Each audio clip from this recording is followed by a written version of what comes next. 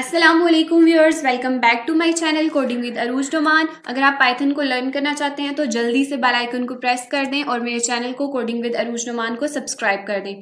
किसी भी programming language के अंदर हम लूपिंग परफॉर्म करते हैं, मल्टीपल टाइम्स हम आइटरेशन करते हैं अनटिल कि हमारा एक पर्टिकुलर गोल अचीव हो जाए। उस फ्लो ऑफ आइटरेशंस को कंट्रोल करने के लिए हम यूज करते हैं कंट्रोल स्टेटमेंट्स को। पाइथन के अंदर हमारे पास 3 कंट्रोल स्टेटमेंट्स हैं। पहली हमारे पास है ब्रेक कंट्रोल स्टेटमेंट, सेकंड हमारे पास है कंटिन्यू कंट्रोल स्टेटमेंट और थर्ड हमारे पास है पास कंट्रोल स्टेटमेंट। ब्रेक स्टेटमेंट और कंटिन्यू स्टेटमेंट को ऑलरेडी मैं अपने प्रीवियस लेक्चर्स में बता चुकी हूँ। अगर आपने इनके बारे में लर्न करना है तो आप मेरी प्रीवियस वीडियोस देख सकते हैं। आज हम जिस टॉपिक के बारे में बात करेंगे वो है पास कंट्रोल स्टेटमेंट। पास कंट्रोल स्टेटमेंट क्या होती है? पास एक नल स्टेटमेंट है। इंटरप्रीटर जो है वो पास स्टेटमेंट को इग्नोर नहीं कर सकता, लेकिन जब आपके पास पास स्टेटमेंट रन होती है तो नथिंग हैपन्स और इस स्टेटमेंट के नतीजे में कोई भी ऑपरेशन नहीं होता। फिर हम इसको क्यों राइट करते हैं? ये कब यूजफुल है? ये उस वक्त यूजफुल है जब आप इसको राइट तो करते हैं लेकिन आप इसको फिलहाल इंप्लीमेंट नहीं करना चाहते हैं, आप इसको फ्यूचर में इंप्लीमेंट करना चाहते हैं। वहां पे हम पास स्टेटमेंट को यूज करते हैं। अब आ जाए इस डायग्राम की तरफ। अगर आप इसकी डायग्राम को देखें तो आप देखेंगे कि यहाँ पे हमारे पास कंपाइलर है। कंपाइलर से हमने पास स्टेटमेंट को और नॉर्मल स्टेटमेंट को हमने पास करवाया। जब हमने कंपाइलर ने उसको कंपाइल किया तो आप देखेंगे कि जब पास स्टेटमेंट उसके रन हुई तो उसके नतीजे में कोई भी आपके पास ऑपरेशन नहीं हुआ, लेकिन नॉर्मल स्टेटमेंट आपकी एग्जीक्यूट कर गई। आपकी पास स्टेटमेंट आपकी नॉर्मल स्टेटमेंट को कोई इफेक्ट नहीं करेगी, वो एज इट इज आपकी आइटरेशन या कोडिंग परफॉर्म होती रहेगी। उसके बाद अगर मैं इसकी एक डेली लाइफ एग्जांपल हूं तो आप एक क्विज कंपटीशन को ले लें। वहां पे आपसे डिफरेंट क्वेश्चंस पूछे जाते हैं, लेकिन आपको एक टाइम ड्यूरेशन दी जाती है। जैसे 60 सेकंड के अंदर आपने फॉर एग्जांपल 10 क्वेश्चंस के आंसर करने हैं। अगर आपको कोई क्वेश्चन का आंसर नहीं आता तो आप उसको पास कर देते हैं उस क्वेश्चन को।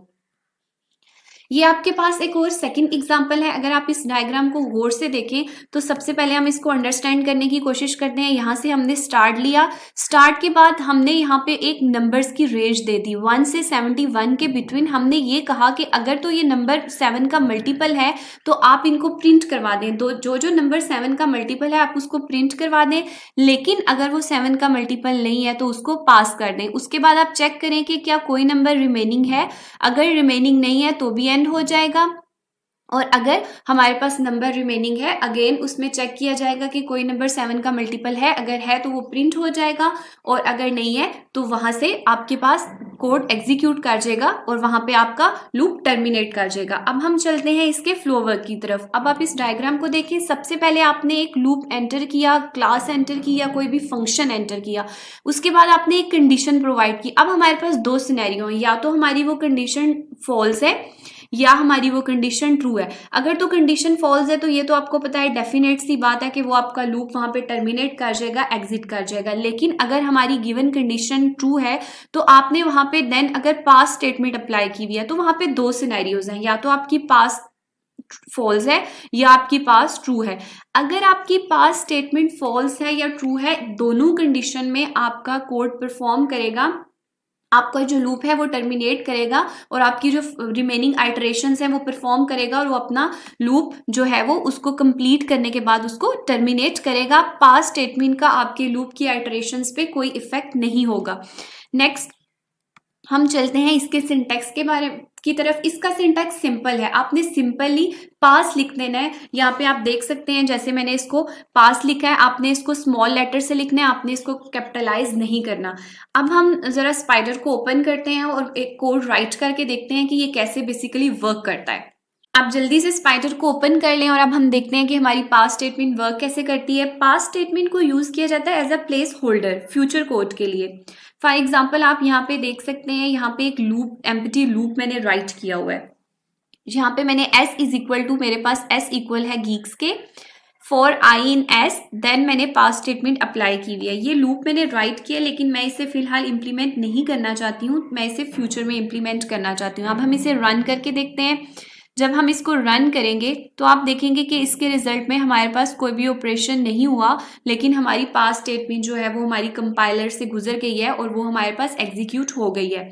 हम पास्ट स्टेटमेंट को क्यों यूज़ करते हैं? हम पास्ट स्टेटमेंट को यूज़ करते हैं अगर हम चाहते हैं कि कंपाइलेशन के दौरान हमारे पास कोई एम्पटी लूप, एम्पटी जो हमारे पास फंक्शन है उसमें एरर ना आए, तो वहाँ पे हम पास्ट स्टेटमेंट को यूज़ करते हैं। एक सेकंड के लिए अगर मैं इसे कमेंट कर दूं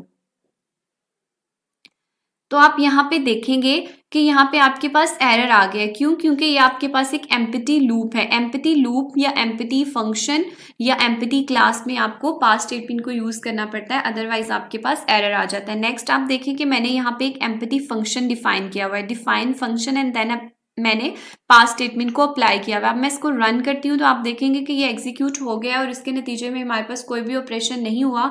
ये फंक्शन मैंने अभी डिफाइन किया है, लेकिन अभी फिलहाल मैं इसको इम्प्लीमेंट नहीं करना चाहती। नेक्स्ट आप देखेंगे कि यहाँ पे मैंने एक क्लास को डिफाइन किया हुआ है, class geek class, and then मैंने पास्ट स्टेटमेंट को अप्लाई किया हुआ है। अब मैं इसको रन करती हूँ तो आप देखेंगे कि एग्जीक्यूट हो गई है हमारे पास, लेकिन इसके नतीजे में भी हमारे पास कोई भी ऑपरेशन नहीं हुआ। कंडीशनल स्टेटमेंट्स में भी आप अपनी जो पास्ट स्टेटमेंट है उसको अप्लाई कर सकते हैं। सबसे पहले हमारे पास एक वेरिएबल है a is equal to 10, then हमारे पास दूसरा वेरिएबल है b इज इक्वल टू 20। हमने जो कंडीशन प्रोवाइड की हुई है कि if a is less than b, अगर तो a छोटा है b से तो आप इसको पास कर दें, अदरवाइज आप प्रिंट क्या करें, हमारे पास a is less than b। अब हम इसको रन करते हैं। यहाँ पे आप देखेंगे कि उसने b लेस देन a को प्रिंट नहीं करवाया, क्योंकि जो हमने उसको कंडीशन प्रोवाइड की हुई है a is less than b, वो हमारे पास ट्रू है। इस वजह से हमारी पास्ट स्टेटमेंट एग्जीक्यूट हो गई है। अब हम अगर इसके साइन को रिवर्स करें और अब हम इसको रन करते हैं, एग्जीक्यूट करते हैं, तो अब आप देखेंगे कि जो हमने कंडीशन प्रोवाइड की हुई है पास्ट स्टेटमेंट की, वो हमारे पास ट्रू नहीं है, a हमारे पास b के ग्रेटर नहीं है। इस वजह से उसने जो हमने उसको एल्स कंडीशन दी थी, print b is less than a, वो उसने हमारे पास प्रिंट कर दी है। अगर हम इसको समराइज करें तो पास्ट स्टेटमेंट को हम यूज करते हैं एज अ प्लेस होल्डर। ये सिंपली एक सिंपल स्टेटमेंट है जो कि पाइथन इंटरप्रेटर को बताती है कि डू नथिंग, कि आपने कुछ भी नहीं करना।